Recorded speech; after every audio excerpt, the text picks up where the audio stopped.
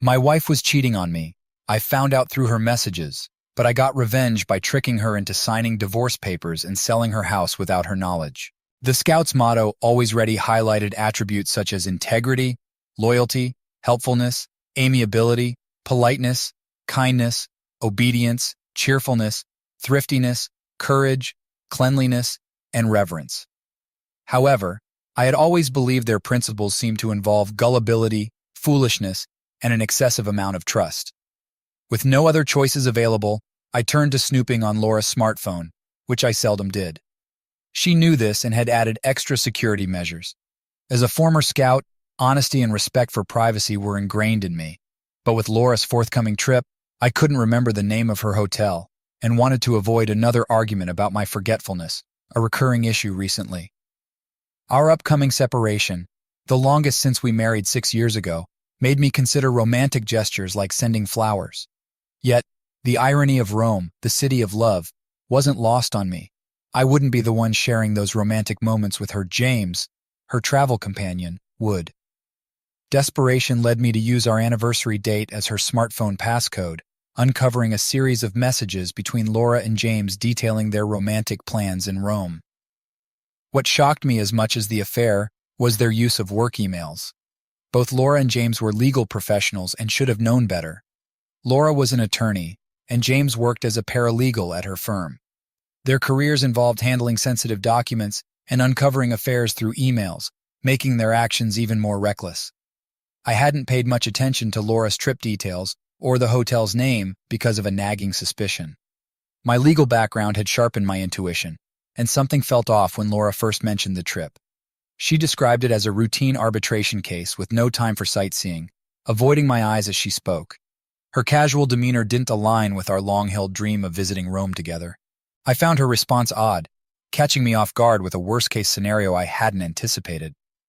One email subject line struck me deeply. "Why don't you just lose the Scout so we can spend more time together and not worry?" James's recent message was met with Laura's unsettling reply. "I feel secure with him." Overwhelmed with a mix of betrayal and anger, I typed out a response with a smiley face emoji masking my turmoil. Unsure of my next move, I decided to print the email using the Wi-Fi printer in the basement, a precautionary measure driven by my legal instincts. Preserving evidence was crucial, so I stashed the printed email in my computer bag. Taking a moment to think, I devised a plan. Seeing it as a win-win situation, I considered pretending to make a romantic gesture toward Laura, only to abruptly confront her with the truth. Conversely, James wouldn't show any mercy in a similar scenario. I knew I needed to act strategically. My intellect, not physical prowess, was my strength as a lawyer. Time was of the essence, with Laura due to return from her run soon. I had tasks to complete, including finishing an assignment and securing a hotel booking. I wasn't sure why I needed the hotel information, but felt it was essential. I located a hotel near the Colosseum, close to the International Chamber of Commerce, where Laura and James would be handling their arbitration case during their anticipated breaks from their hotel tryst. I hurriedly researched Ohio's divorce laws, recalling from my bar exam that infidelity could be grounds for divorce, impacting alimony and property division. However, there were defenses against infidelity charges, such as reconciliation. I needed to vacate the house quickly, avoiding confrontation for now. My goal was to shock Laura into disbelief, employing a strategy akin to shock and awe to end the marriage. Lies would be necessary despite conflicting with Scout law. This was war, and as Winston Churchill famously said, "In war, truth is so precious that it must be accompanied by a bodyguard of lies." I justified my deceit as serving a greater purpose, now unbound by oath. Returning to the bedroom, I quickly packed my belongings, placing the suitcases by the front door. I gathered essential documents, bank statements, credit card statements, retirement accounts, car paperwork, pay stubs, mortgage statements, and Laura's latest student loan balance. Hearing her in the kitchen after her run, I put on a concerned expression as I ascended from my basement office. Seeing her drinking sports drink with her black hair tied back, I couldn't deny her attractiveness, though her actions disgusted me. I realized love was no longer alive. I conveyed my plans to go to Rome with a somber smile. Laura's reaction was immediate. Her face paled, and her green eyes lost their usual sparkle. She questioned me about the destination, her initial shock quickly fading. I explained that Ryan had called, needing me to prepare a witness for an insurance case. I mentioned the judge's frustration over a lost motion to compel, which had disrupted the court schedule. I anticipated being on the road for a few weeks, but hinted at the possibility of stopping by occasionally for laundry. Laura expressed sympathy, suggesting that perhaps my firm was hiring. I expressed a desire to join her in Rome, noticing a flicker of worry on her face before she teased me about sending my resume, despite Loras Law School having a higher ranking than mine. She moved as if to hug me, but I sidestepped her and headed downstairs to my office, battling visions of punching her and struggling to maintain control. As Laura asked about dinner plans, I explained I couldn't stay and would grab something on the road, as Ryan was eager for me to leave immediately. Laura followed me to the door looking slightly concerned as I picked up my suitcases and left. She declined a goodbye kiss, citing a sore throat and the possibility of a cold or allergies, expressing concern about me catching anything from her. I told Laura I wouldn't be back until Friday at the earliest, mentioning some stops in Akron and Cincinnati. I couldn't shake the feeling that she was already thinking about the unexpected freedom my absence would offer. After waving goodbye, I drove off, hoping she would think I was stressed about work and irritated about being called in on a Saturday. My acting skills are limited, but I had a hunch she was already planning to reach out to James. I drove until I found a shopping center with a coffee shop. Like many lawyers, I found clarity with pen and paper. As I sipped my coffee, I started listing cases and realized that reconciliation had never even crossed my mind. Retribution was the only path forward, and the question was how far I should go. My thoughts were interrupted by my phone ringing. The call was from an unfamiliar number. Impatiently, I answered, and a man named Michael Stevens introduced himself. He was in the business of buying old houses to replace them with mansions. Despite acknowledging that people generally disapproved of his work, he emphasized the allure of receiving a substantial check. I was initially taken aback by the idea of tearing down our cozy home, but soon regained my composure. Stevens proposed buying our house for demolition, citing the uncertainty of new construction timelines and offering a potentially lucrative deal if we were willing to sell. I couldn't help but smirk at the prospect, remembering how Laura had chosen the house shortly before our wedding. It was a charming ranch in a serene setting, with a lovely yard overlooking woods and a creek. The treehouse visible from the bedroom window symbolized our envisioned family life. The location was convenient, with easy access to major highways and a manageable commute to work. I told Stevens about my busy schedule in the coming days and arranged to meet on Sunday morning.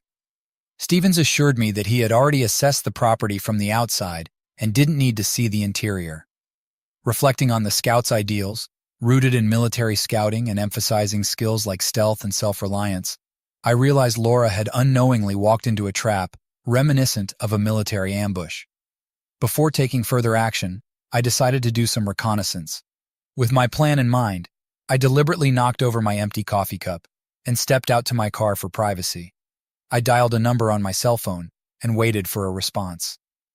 Eventually, I connected with Chris Brown, a former private investigator I had worked with during my time as a corporate lawyer. Chris had often assisted with pro bono legal cases, reflecting my commitment to public service.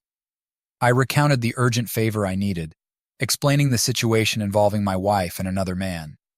Chris expressed disbelief at Laura's audacity and offered to handle the matter himself as a token of gratitude for my past assistance in a high-profile divorce case. I thanked Chris and provided details about the house and the backyard, mentioning its direct access to the bedroom where Laura practiced yoga with the curtains open. I suggested that Chris could use it for surveillance purposes, accessible by traversing the woods and leaping over the creek after dark. I also mentioned my plan to set up a camera outside, aimed at the front of the house to monitor activities. After finalizing arrangements with Chris, I contacted Alex, a lawyer I intended to hire for my divorce proceedings. Despite Alex's initial confusion about the purpose of my call, I clarified that I needed legal representation due to my wife's infidelity. After I briefed him on the situation, Alex suggested meeting the next day to start working on the case. He acknowledged the need to gather clear evidence of infidelity and navigate the complexities of the financial settlement, given Laura's resources and support from her colleagues. I assured Alex that I would handle the situation, expressing confidence in resolving it amicably. My next call was to discuss potential retaliation. I told him I wasn't planning to retaliate, opting for a wait-and-see approach. For my final call, I reached out to Emily, choosing my words carefully. After a moment of silence, Emily was pleased to hear from me after so long.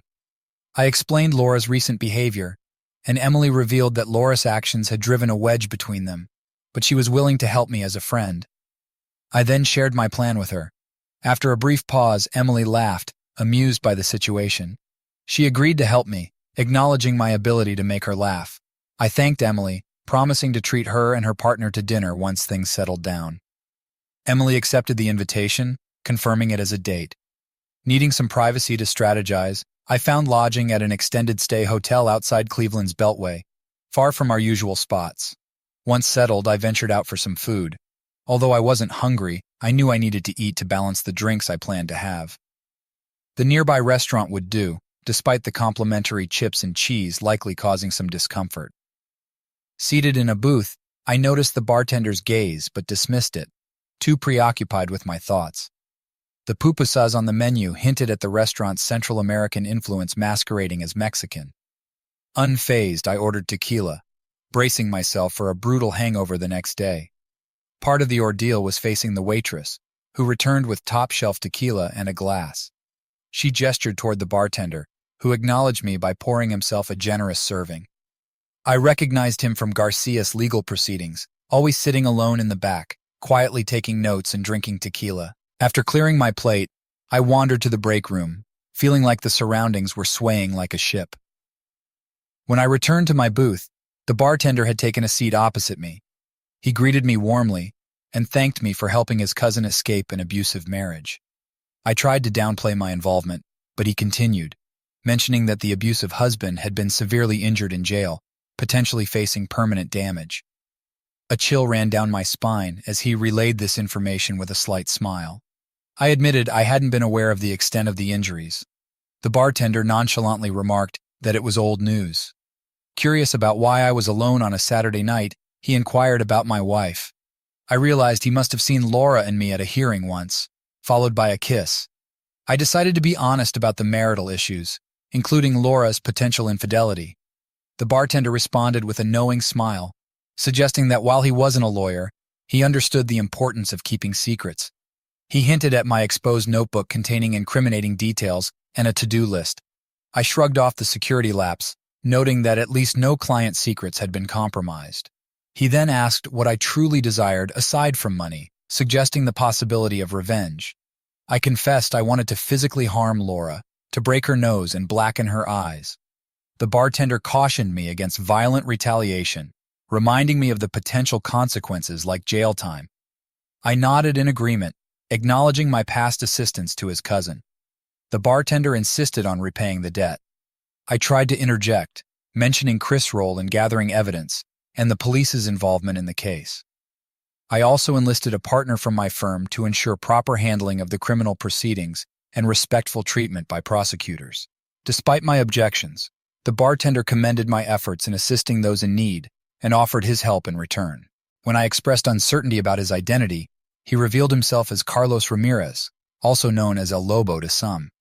I jokingly asked if I had to sell my soul for a favor, to which El Lobo responded with a chuckle, stating it was merely professional courtesy.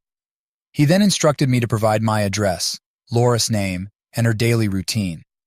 He suggested I get a cell phone for easier communication and leave a contact number at the bar. El Lobo advised me not to return to the bar, claiming it was for the best. I briefed Chris about hiring a private investigator, my intention to stay home until Laura's departure for Italy, and her travel plans. Chris knew the location of the Rome hotel, but kept the method of obtaining the information vague. "Just one question, Signor," he queried with a serious expression. "Is there any chance of reconciliation, forgiveness, or mercy? I don't want doubts later." I met his gaze, took a deep breath, and reflected on my emotions. The path ahead was clear. Trust and loyalty were fundamental to me, but they were lacking in my marriage. Laura's actions had turned love into hate. While I might eventually become indifferent, that time had not yet arrived. "No," I affirmed. El Lobo visibly relaxed. "Okay, don't fret," he said. When the waitress presented the bill, El Lobo dismissed her but allowed me to tip generously. He also permitted me to take a bottle of tequila, advising me to use it carefully. I woke up Sunday morning without much of a hangover and arrived at Alex's law office at 10 to find Chris already there. Chris conveyed his findings, informing me that Laura was indeed with another man in our bed. He handed me a DVD containing evidence of their infidelity, cautioning me against watching it. Alex expressed concern about my decisions, but I requested a summary of the evidence. Chris recounted how he had observed Laura and James Martin engaging in sexual activity in the treehouse, just as I had suggested. They had identified James Martin as Laura's partner and planned to draft a report in affidavit form for Alex to file. Regretting the situation, I decided to file for divorce on the grounds of infidelity, but requested that Laura not be served immediately. I instructed Alex to file the paperwork on Monday afternoon before the office closed. Alex reminded me of his limitations in criminal law, cautioning that he wouldn't be able to help if I got into legal trouble. "You'd be pleasantly surprised," I mentioned as I exited. My next destination was a meeting with Michael Stevens. It turned out to be an exceptionally productive session, where I discovered we could sell the house for over $200,000 more than the mortgage without any commission to the real estate agent. Laura would be thrilled. I assured Michael that I'd have all the necessary paperwork ready to close the deal promptly. After leaving Michael's office, I checked my phone. No messages, no calls. She must still be occupied with James. I seized the opportunity to call my boss, Ryan, urgently requesting 2 weeks of vacation or I'd resign. Ryan, realizing my pivotal role in the ongoing case, hastily agreed. Luckily, there was a lull in Ryan's workload, allowing me some leeway. With the groundwork laid, I returned to the hotel to dive into the real work. By Monday evening, I was fully prepared. Throughout Sunday night and Monday, Laura left me several voicemails that I ignored. I was conserving all my energy for Tuesday morning. Thanks to Chris' strategically placed camera outside the house, I knew James had spent Monday night there. I estimated that James would leave for work around 8 a.m. and Laura around 8:30 a.m., so I planned my move for 7 a.m. I entered through the front door, cheerfully announcing, "Honey, I'm home." I heard sharp footsteps upstairs, and then Laura came down in her robe, looking disheveled and shocked. She greeted me, trying to sound cheerful, but her exhaustion and panic were evident. I apologized for the unexpected return, blaming it on the unpredictable nature of business trips. Ignoring the wine glasses in the living room, I headed straight to the dining room and began arranging papers on the table. Meanwhile, Laura hesitated, likely fearing I'd discover James still upstairs. When there was a knock at the door, I asked her to handle it. To her surprise, it was Emily who entered, greeting us warmly. Laura watched as Emily joined me at the dining table and opened her briefcase. I explained that I had arranged for financial and medical preparations for Laura's upcoming overseas trip due to my busy schedule. I also mentioned securing a refinancing offer for our mortgage, apologizing for the short notice. Laura relaxed a bit upon realizing that Emily was a notary. She joked about me being her scout, but her cautious demeanor remained. I handed her a pen, pointing out where to sign on the documents and encouraging her to take her time reading them. Expressing her trust in me, Laura swiftly signed all the documents. I hoped her trust was genuine as I handed each paper to Emily for notarization. Laura offered us coffee, but both Emily and I declined. Emily documented the notarized papers while I sorted them into folders. Laura glanced up, anticipating my next move and planning hers. Once Emily left, discreetly stowing her tools, Emily smiled at me when Laura wasn't looking. I gave Laura a reprieve, citing a need for a teleconference, and retreated to my basement office. Her shoulders visibly relaxed, thinking she had time to usher James out and erase any trace of his presence before I re-emerged. I pretended not to hear James's footsteps or the garage door opening as he left. But when I heard the shower running in the master bath, I gathered my belongings, exited through the basement door, and drove away without a word to my unsuspecting wife. 2 hours later, after a hearty breakfast at the diner, I found myself in Alex's office.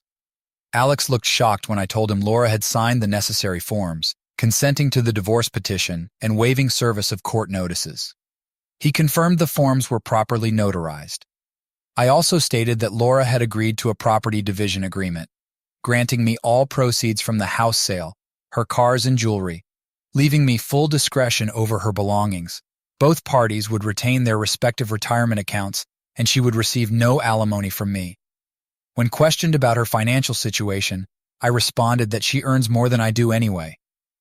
Alex reviewed the documents, noting that Laura had agreed to exit the marriage with minimal assets and significant debt. I confirmed the accuracy of the information, attributing it to her generosity. Alex scrutinized me briefly before returning his attention to the papers. I also confirmed that Laura had signed an affidavit admitting to infidelity, acknowledging her lover's presence in the marital bedroom at the time of signing, and affirming the authenticity of email correspondence discussing their affair. Alex initially appeared surprised, but eventually smiled, recognizing my respected reputation and our friendship from law school. He decided to proceed with filing the documents, admitting that everything appeared legitimate and expressing disbelief at my actions. Feeling a mix of satisfaction and unease, I expressed immense embarrassment to the judge, acknowledging that I had been consumed by my client's breach of trust. The judge discussed whether the notary could confirm Laura's signature on the documents and if Laura had scrutinized them. I confidently affirmed that Laura, with her experience as a seasoned litigator, had thoroughly assessed the documents. Alex indicated that he would file all the necessary documents that day, including Chris' affidavit and report, along with photos and a DVD. He mentioned his intention to keep the DVD out of the electronic file for the time being to avoid making headlines. I agreed, emphasizing the importance of keeping things quiet, especially with Laura's impending departure for Rome in just over 2 weeks. Alex asked if I knew anyone at the county courthouse, mentioning Daniel, a classmate from the following year who is now clerking there to boost his resume. Alex suggested that Daniel might expedite the legal process, but cautioned that if the judge demanded live testimony, the case could collapse. He noted that Laura would need to decide whether to contest fraud on the court once she understood the situation. Alex mentioned that if things soured, he might have to part ways with my representation. I acknowledged Alex's points and agreed to discuss the matter further, but not at that moment. Chris couldn't determine if they met elsewhere during the week or at the office, but it wasn't at home. He promised to update me if anything changed. I made some discreet moves while Laura was away, returning to the house to collect necessary financial documents and signing a contract to sell the house to Michael Stevens, with the closing scheduled for Laura's first week in Italy. During this period, I threw myself into self-care, hitting the gym, indulging in leisurely reading, and reflecting on my life as I neared 30. Chris updated me on Saturday that Laura was back with James at the house. I thanked him, feeling indifferent. Once the house was sold, I'd rather burn the sheets than keep them. By then, I had watched the video Chris had given me. James, a few years younger, was a gym fanatic, constantly admiring himself in the mirror post-workout. Apart from his chiseled physique, he was unremarkable. I was fit, but didn't have the sculpted body Laura seemed to crave. I had no interest in such superficiality. Soon enough, Laura left for Rome. A private investigator tracked her to the airport, confirming her departure. With her gone, I cleared out her belongings, packed what I wanted, and had movers transport everything to storage. Thanks to Michael Stevens' selling skills, I quickly sold the furniture. When the house was finally empty, I did one last sweep before my final task. I gathered the wedding photos, the album, and Laura's gown, carrying them to the patio fire pit beneath the treehouse. I arranged the photos and album on the embers, doused the dress with lighter fluid, and struck a match. Watching everything burn, I felt a twisted sense of satisfaction as each photo disintegrated in the flames. The next day, I finalized the sale of our home, using Laura's power of attorney to sign on her behalf. I deposited the proceeds from the house sale into my personal account and closed our joint accounts. A few days later, during Laura's first week in Italy, a construction crew demolished the house. They cleared the rubble and started preparing the site for a new build. Unfortunately, the tree supporting the treehouse had to be removed to make way for a planned gazebo. However, construction halted due to a permit issue, leaving only a bare plot. A friend from law school working in the county permit office and I were optimistic the matter would be resolved before Laura returned from Italy, pending proper form approvals. During this time, I avoided all communication attempts from Laura, offering vague responses to inquiries. El Lobo informed me of Laura and James' apparent stress, hinting that Laura might suspect something was wrong. When asked about Laura's rings, I declined, and El Lobo suggested another potential recipient. I agreed without hesitation. 2 days before Laura's expected return, I received the divorce decree unexpectedly swiftly from Aleka's office. As I was leaving, El Lobo called, advising me to take a public vacation. Following his advice, I headed to New York, reconnecting with college friends and enjoying various activities, mostly funded by credit cards. I ensured the hotel staff recognized me through generous tipping. While there, I mailed a DVD to Laura's parents' house, showing me burning her wedding dress and album. Late one Sunday night, after enjoying coffee and cake in Little Italy, Manhattan, my phone rang. It was my father-in-law, David. "Where are you?" "Laura's in the hospital. She's losing it." "What happened?" I asked, my curiosity piqued. "She came back from a business trip on Friday, but she and a colleague were kidnapped at the airport. They only escaped this morning. Her colleague was nearly beaten to death, and Laura—" His voice trembled. "What happened to Laura?" I pressed. "When she woke up, she was covered in tattoos, horrible things, calling her a strumpet and a loose woman. Then some masked guy came in, punched her, breaking her nose, and gave her 2 black eyes." I felt a twisted sense of satisfaction. It was the perfect twist of fate. I would have been content if Laura had just realized I had betrayed her in court as she had betrayed me in marriage. But this was a delightful surprise. It would be worth an immortal soul if I could give it away. "I'm sorry to hear that," I said, informing him that I was out of town and asking what I should do about Laura's situation. He expressed surprise, reminding me that Laura was my wife. I then revealed that we were divorced as of last week and accused Laura of cheating on me with the man she was traveling with. Despite the cruelty in my tone, I offered to send him a copy of the video as evidence. There was silence, and I speculated if he was in shock. Eventually, he declared they were done with Laura, saying I would have to take care of her. After some shouting, he hung up, leaving me to ponder our strained relationship. City life had become too stressful. I sent Ryan an email telling him and the firm to go to hell, respectfully.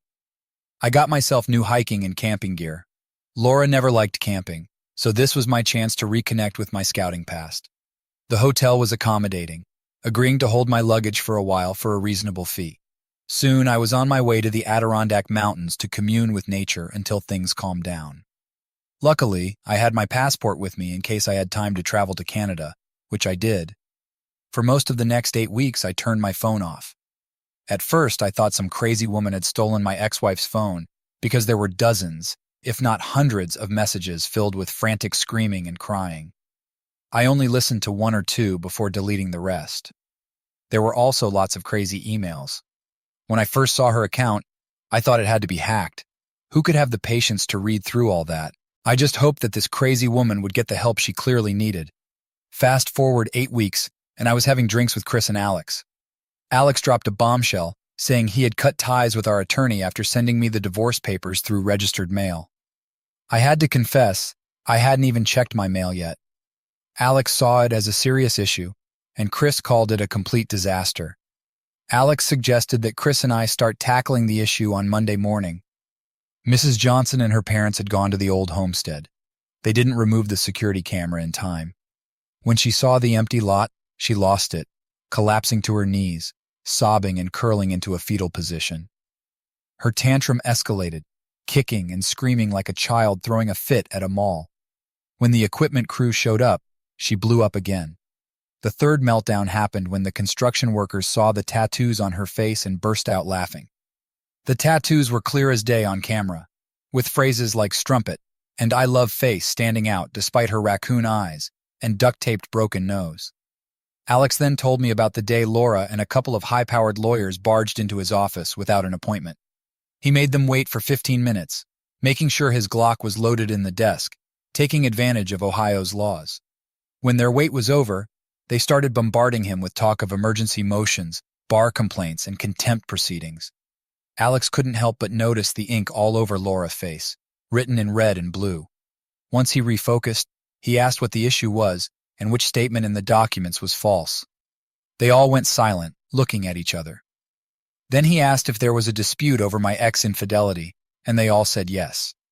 He played a videotape he had prepared, showing Laura clearly having an affair in our bed. It was obvious they hadn't gone through all the case files, as they looked utterly confused. Alex recounted that Laura started screaming that I didn't give her a chance to explain. He told her that I didn't care about her reasons as long as it was over. Eventually, she calmed down and claimed she never agreed to let me sell the house, and that I had burned her wedding dress, pictures, and album, which she said were her personal property. Alex showed her the powers of attorney, one specifically for selling the house, and the property settlement agreement, which allowed me to dispose of her personal items. He told her she was lucky to still have her clothes. He asked if she denied her signature on the documents. She admitted she didn't, but claimed she never agreed to the terms. Alex then questioned if her defense was that she didn't read what she signed, and asked her to imagine how cross-examination would go in court. She went silent. He pointed to an affidavit she signed, admitting her lover was upstairs when she signed, and asked if that was true. She fainted. Despite his efforts to revive her, he had to call emergency services. She refused to go to the hospital, yelling about tattoos and her boyfriend being attacked. Alex reassured her that as far as he knew, I had nothing to do with it and that I was out of town. He mentioned that James might have angered someone else's husband by sleeping with her, or another woman who thought Laura was attacking James. He informed me that he had told them they could discuss any criminal case with the Cleveland police and expressed regret for missing the confrontation. Alex said things were getting better and that they were discussing filing a motion for reconsideration when he got an anonymous email with links to videos of Laura and James in my bed, fooling around in front of the Coliseum. The email threatened to send the tapes to everyone Laura knew, claiming I was unaware and unable to stop it. They claimed to be friends I had helped, offering protection but threatening to expose the tapes unless Laura backed off. I told Alex I knew nothing about this. Alex said after that revelation, they left without further contact, and nothing happened at the courthouse. He then recounted Chris' encounter with the police, saying detectives approached them for copies of the tape and the report, but lost interest. Neither Laura nor James could remember what happened, just that they took a cab from the airport, and James ended up hospitalized.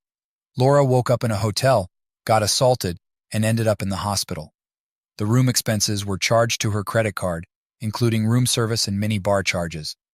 I mentioned that the New York police and my friends had been contacted, all of whom confirmed my busy schedule in the city. Alex added that my ex was getting laser tattoo removal in her parents' basement, which was expensive due to the extensive coverage. I commented on this, earning a glance from Alex and stifled laughter from Chris. Alex then brought up the mediator situation, saying he was badly injured and needed extensive therapy for multiple concussions. Finding another job might be tough since their firm also let them go. Alex explained that their relationship had soured during the trip, affecting the arbitration negatively. Mistakes were made, exhibits weren't ready, and witness notes were lost, leaving the client unhappy. Sacrifices were made to retain future work. Chris suggested that someday I should enlighten them about something, to which I jokingly said I was a scout. Chris continued, mentioning Emily had waited in the car and expressing a bit of envy about my situation. We agreed to discuss further over dinner, and I offered to treat them for helping with my liberation. As I drove away, Emily surprised me by saying she didn't have a boyfriend. I suggested we head home, with a stop at the post office first. When she asked why, I explained I was checking on a friend's safety, showing her a card from the glove compartment with a scout emblem.